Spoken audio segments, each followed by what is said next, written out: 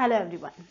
Today we will discuss some numericals from the chapter Mechanical Properties of Fluids. The first numerical which we are taking is based on Ascent formula. So let's take the question.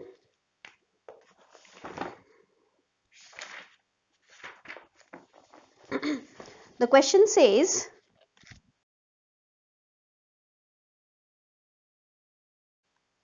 water rises in a capillary tube to a height of 2 centimeter. So water rises in a capillary tube to a height of 2 centimeter in another capillary whose radius is 1/3 of it. So another capillary whose radius is 1/3 of it. You can say that this R2 is equal to R1 upon 3. Its radius is R1. How much will the water rise?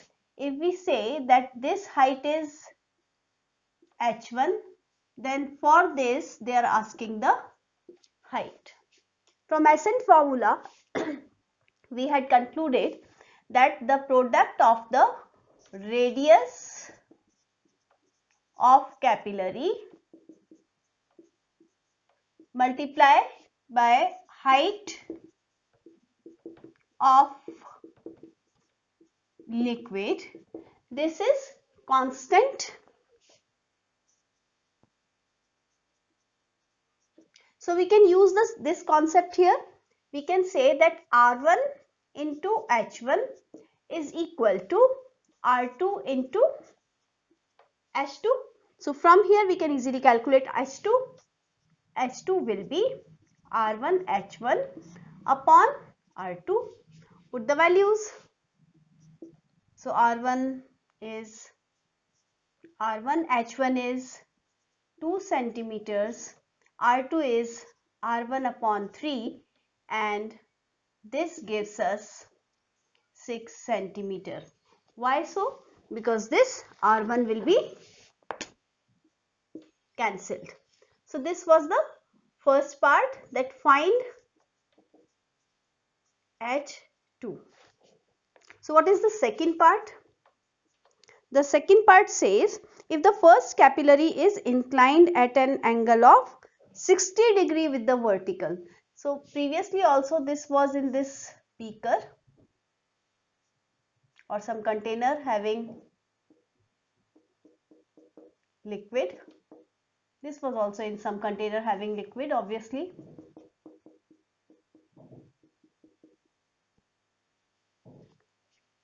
Now they are saying that this first capillary is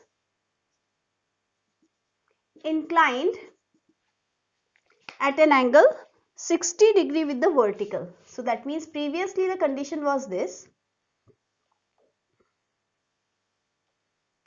when the height was H1. Now this is inclined at an angle 60 degree with the vertical.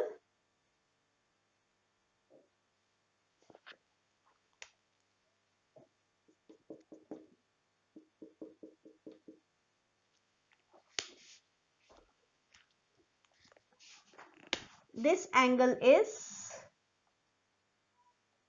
60 degree, right? So they are asking what will be the length up to which the water will rise in this capillary when it is inclined. We know that this height will remain same. So you can say the height of liquid will remain same to equate the pressure difference at the same height. We have studied in Ascent formula.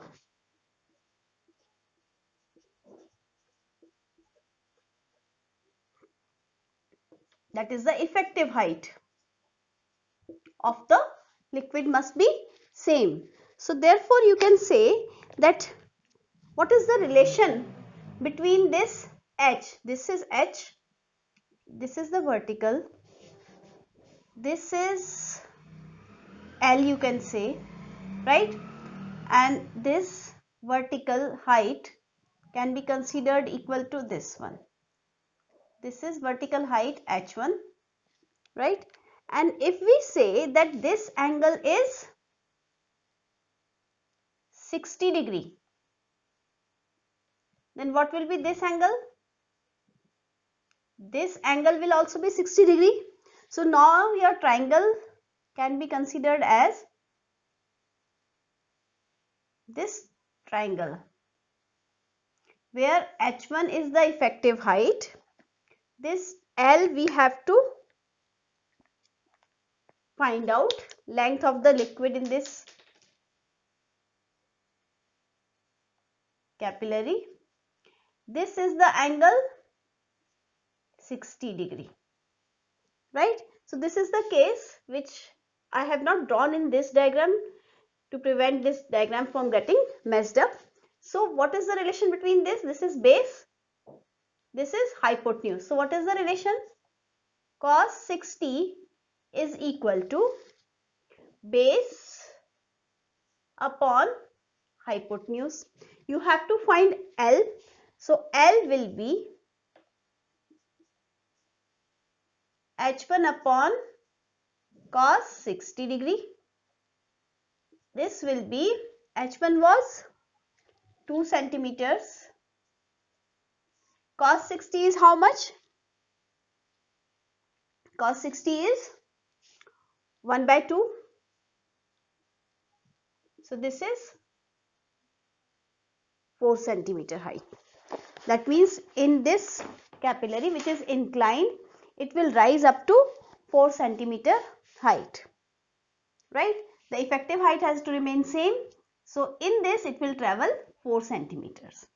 This was the question. Next question we can take the work area formula for surface tension. So for that,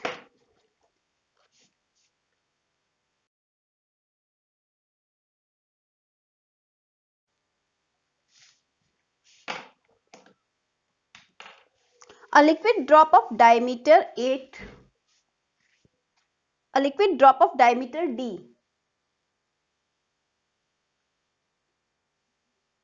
This liquid drop of diameter D breaks into 27 drops, which are tiny drops obviously. Find the resulting change in energy. Find the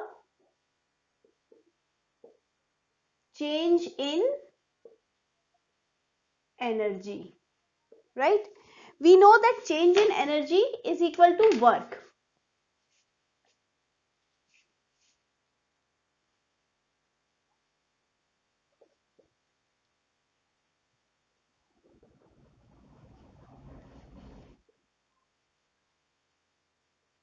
So what formula are we going to use?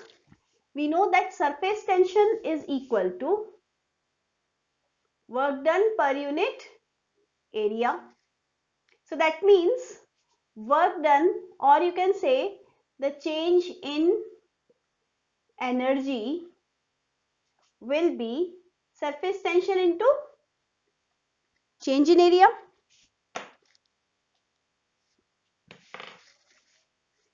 So from here we can find a relation between the radii of the tiny drops and the bigger drop. We know that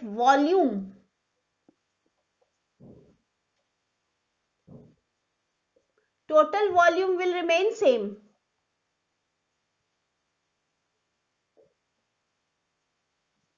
So what to do?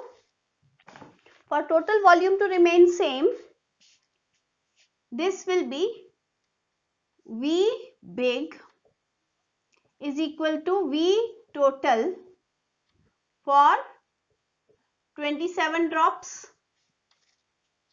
So from here, for the bigger drop, the volume will be 4 by 3 pi d upon 2 whole cube. Why? Because the radius is equal to d upon 2. So from here, for this smaller drop, 27 times 4 by 3 pi into small r cube. Right? Here, small r is the radius of each small drop.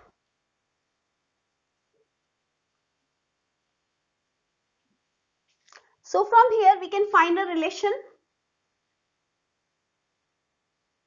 Therefore, the relation between d and r can be calculated. So this pi will be cancelled.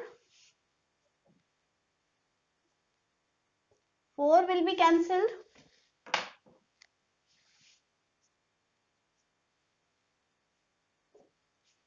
Three will be cancelled, right? So this gives me d upon 2 whole cube is equal to 27 r cube. This can be written as 3 whole cube. 3 3 is 9, 3 is 27.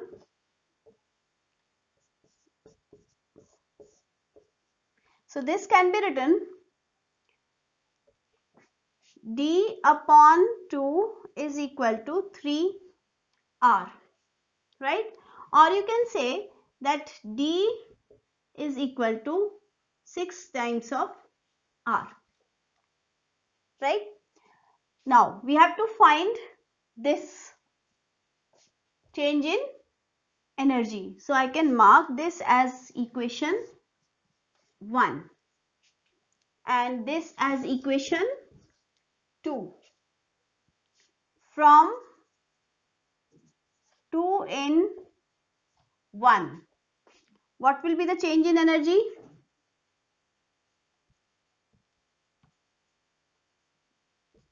This will be equal to surface tension into final area minus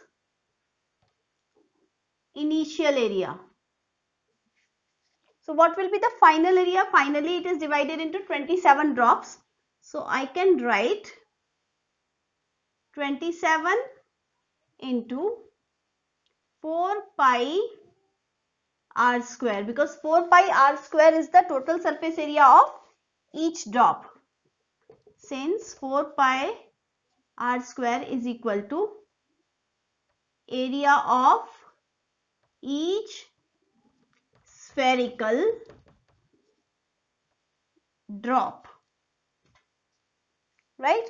So this is the final area minus initial area is 4 pi into bigger drops radius whole square. So this is d by 2 whole square.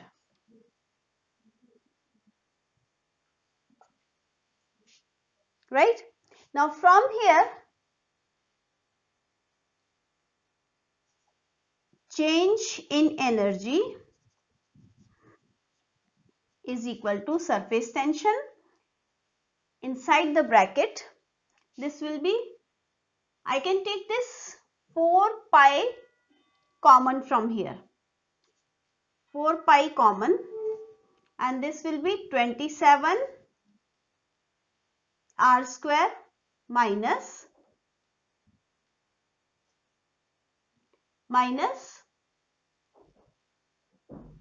d upon 2 whole square.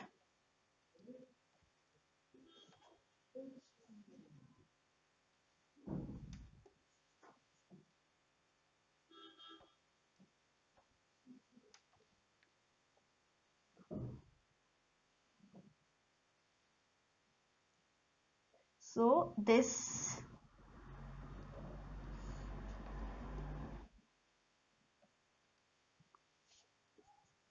S, this is 4 pi into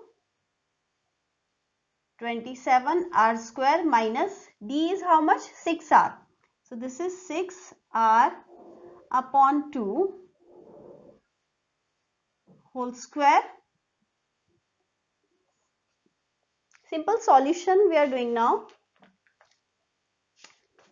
So this comes out to be surface tension 4 pi, and here we can write 27 r square minus 3r whole square.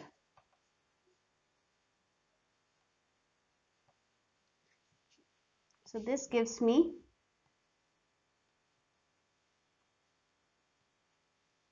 surface tension 4 pi, 27 minus 9 is 18 r square.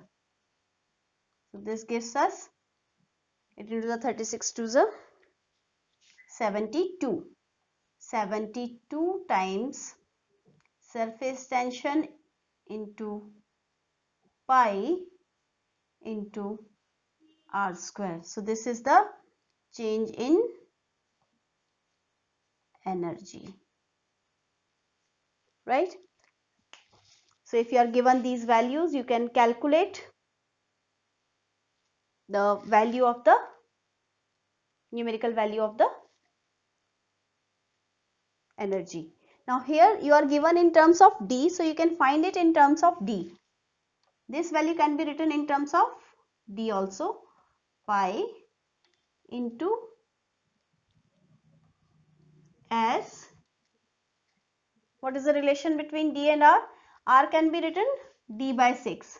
So D by 6 whole square as R is equal to D upon 6. So this can be written 36 to the 72 2 pi s d square. So this is the required answer because the question was given in terms of the diameter of the bigger drop. So that's why we have to find the energy in terms of diameter of the bigger drop. So here also we can mention, since d is equal to 6r. So you can directly, you could have placed the value of diameter of bigger drop form over here. Instead of changing this, you could have changed this form also, but we're in the same thing.